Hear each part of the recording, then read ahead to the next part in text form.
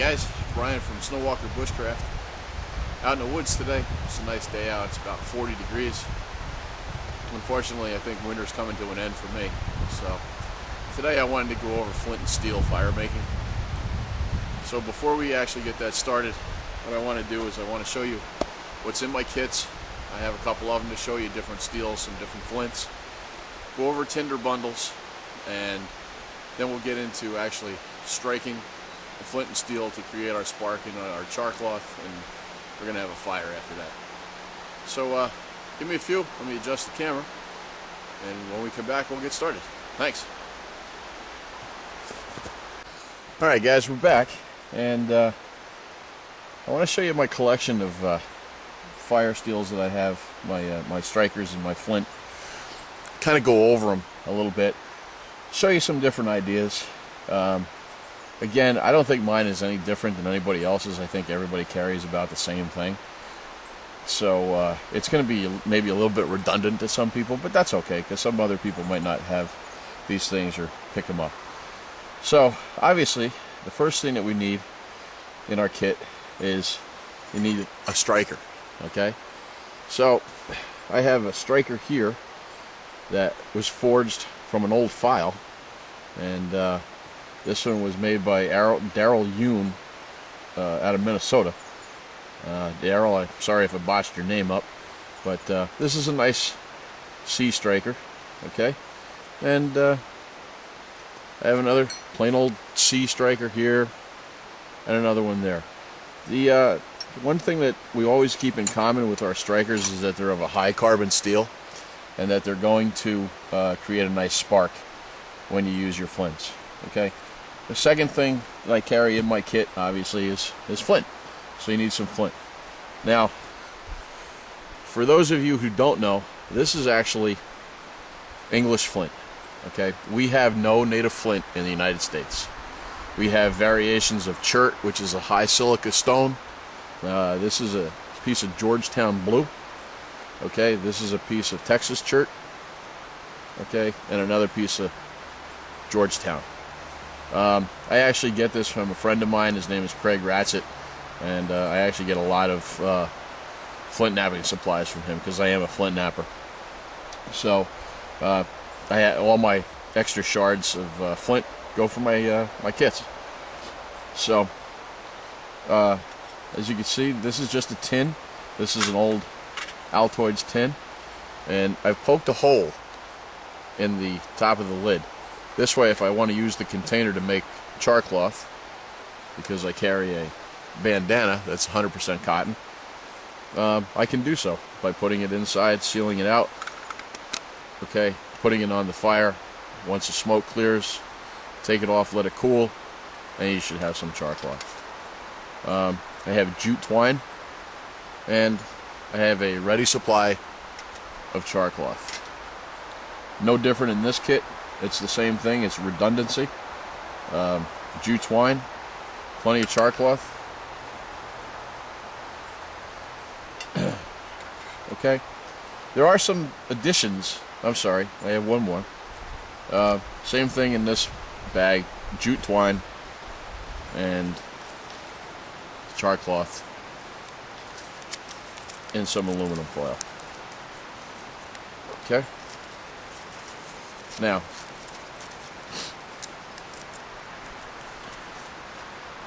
in addition to these, sometimes I use a fire piston. But with the fire piston, they're a little finicky. So what I'll also carry is, this is charred cattail duff. And I'll do another video on this. Basically what you do is you char your cattail duff the same way as you would make char cloth. Okay, thereby giving you something that you could strike directly into, and you can make holes, or you can use this as an extender, and it'll help you along with your fires. Okay, this tin also has a hole in the top. Most of my tins do, like this. Okay, this one doesn't.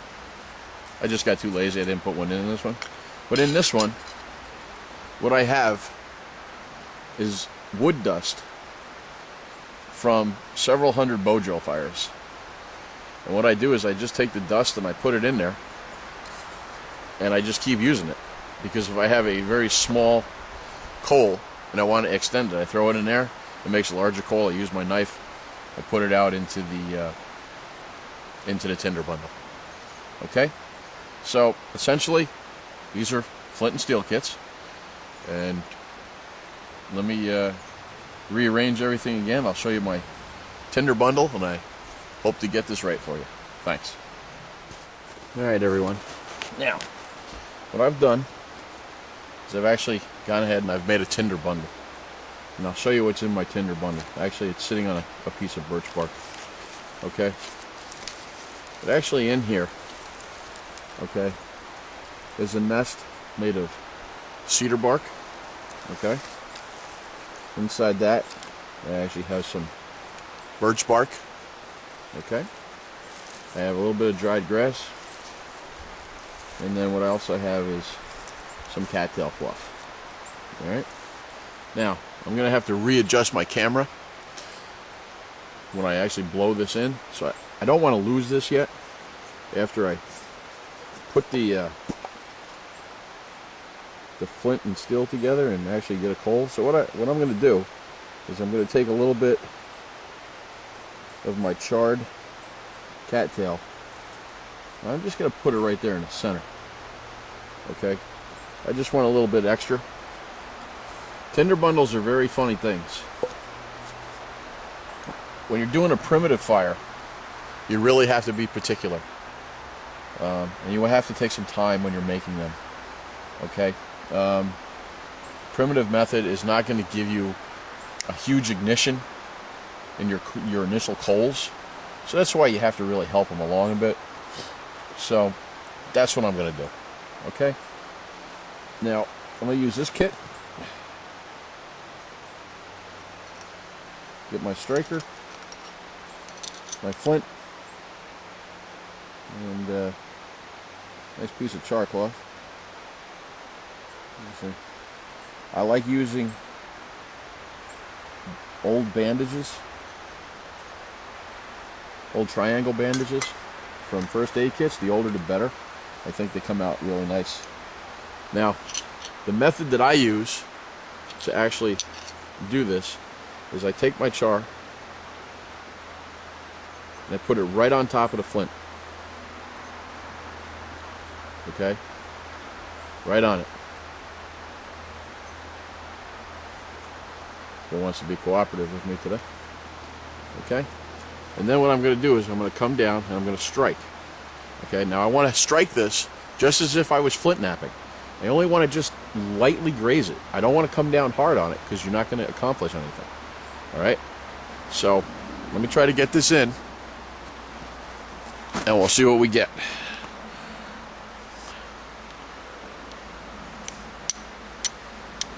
Okay? There you go. Now, I don't want to lose this. I'm going to put it right down in there. I have some time, so I'm going to work with it.